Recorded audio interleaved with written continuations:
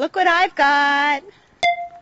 Obviously, it's not mine. It belongs to our Chef of the Year for 2009, Kevin McGuire, who's joined here with his wife, Melissa, and sous chef, 26 years. And a lot of dads are behind the grill during the summer, so we thought we'd get a professional to come in and show us how it's done, which is how we have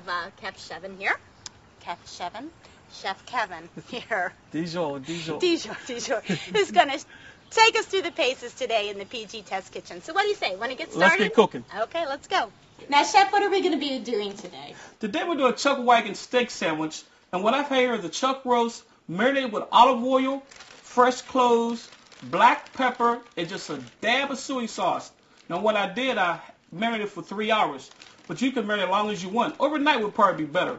So what we're going to do, we're going to go outside and get it started on the grill. Now, obviously, it's raining, which it tends to do a lot in Pittsburgh in the summer. But Chef is a military guy, and he has some great advice. Yes. Don't panic, adapt. Always adapt to situations. Right now, we have our chuck roast marinated on your grill. Now, if you want to get your steak down, you can take a brick and cover it with foil to press down on your steak if you want to get your marks on it, your diamond marks. Now, this steak will cook about 8 minutes on both sides, making sure it's not sticky. Oh, that looks great. Look at that. Doesn't that look wonderful? That looks great. Your cast iron pan is fired up. You just want maybe about a couple ounces of olive oil. See it popping? Yeah. It's ready. Once your chuck roast do 8 minutes on both sides, you want to get your chuck roast inside of your cast iron pan. You hear that? You hear that popping? You can add you some more olive oil. You can add you a dab of soy sauce to it. A little dab of oregano. Bang. This can cook. I'm going to let this cook for about 45 minutes. Keep an eye on your food. A lot of your grill masters, they cook the food and they walk away from your food. You want to keep an eye on your food. After you grilled your chuck roast, you want to let it settle. Once it settles, you take your chuck roast and you slice it very thin. Nice thin slices. Mrs. McGuire, my wife, sous chef, she have your sliced chuck roast over here in the pan. I'm placing provolone cheese on top of the steak, and we have a little bit of the beef au jus from like the marinade and some extra, maybe some chicken stock to give it a little bit of moisture in there to help the cheese melt. We already sauteed off onions, mushrooms, and bell peppers, and a little bit of butter. You're going to also add some Parmesan cheese on top. Can you add a dab of oregano to that to bring the flavor out? Yes, we can. You can? Okay. Okay, replace the lid. It's starting to turn into the chuck wagon steak now. You want to take your onion and your pepper and start to top it. You want that flavor to get down into your steak. On top of the grill, you're going to do the same way, exact way. Now the steak will go to the wheat bread.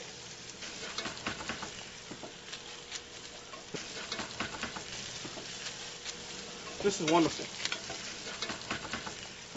Well, the sun has finally come out, so we're going to switch gears and do another kind of steak with a porterhouse. And I know that it's tough to get the kind of, nice crust on the outside and still be red on the inside that they do in restaurants on your own barbecue. So you're going to show us how. What we have here is a porterhouse from a wet state. You can cook the porterhouse from this state, or you can do a dry rub. If you want to do your dry rub, I would say you would take your dry rub, whatever ingredients you like, and dry rub your steak that night. Let it sit overnight in your fridge for your dry rub. We're cooking this from the wet state. Now, you're in the Army, right? Yes. And you've been to Iraq, correct? I've been in the Army for 23 years, and I have done 2 tours in Iraq.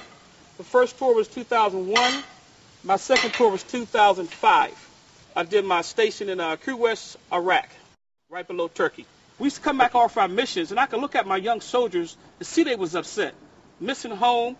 So I would have my grill behind the weapon shed, okay, and I would cook. I would grill steaks, grill chicken for them, and they would come to me. And mostly the soldiers, they would never shake my hand. They would give me a kiss on my cheek. A lot of the older soldiers didn't like that, but that's how it was. They would never shake my hand. They'd kiss me on my cheek, telling me how much they enjoyed the food. For that one moment, we was back home. We was back home. I was gone for 2 years. The second time, my wife here, Miss Melissa, sous chef, she hold down the fort for 2 years while I was gone. For 2 years, I was gone away from home. And she hold down the fort just like I was home. Might need a little bit of oil.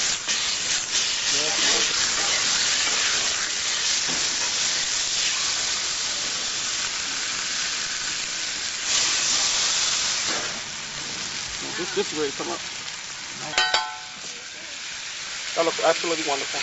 That cooked for about, 7 or 8 minutes, and now you're slicing it, and we're just going to put this on a bed of arugula with a little bit of lemon and olive oil. And then we have a condiment here. It's a salsa verde, and it's just made with chopped parsley, cilantro, rosemary, some shallots, garlic, and a little bit of capers. I'm just putting a little That looks good. shaved Parmigiano Reggiano on it. That looks wonderful. So, hopefully you guys have learned how to cook steak on the grill, thanks to Chef Kevin and his wife Melissa. Thank you so much for coming in. Thank you for having us. It was an Thank honor. you for having us. Thanks for having Thank you for having us. And we'll see you next time in the PG Test Kitchen.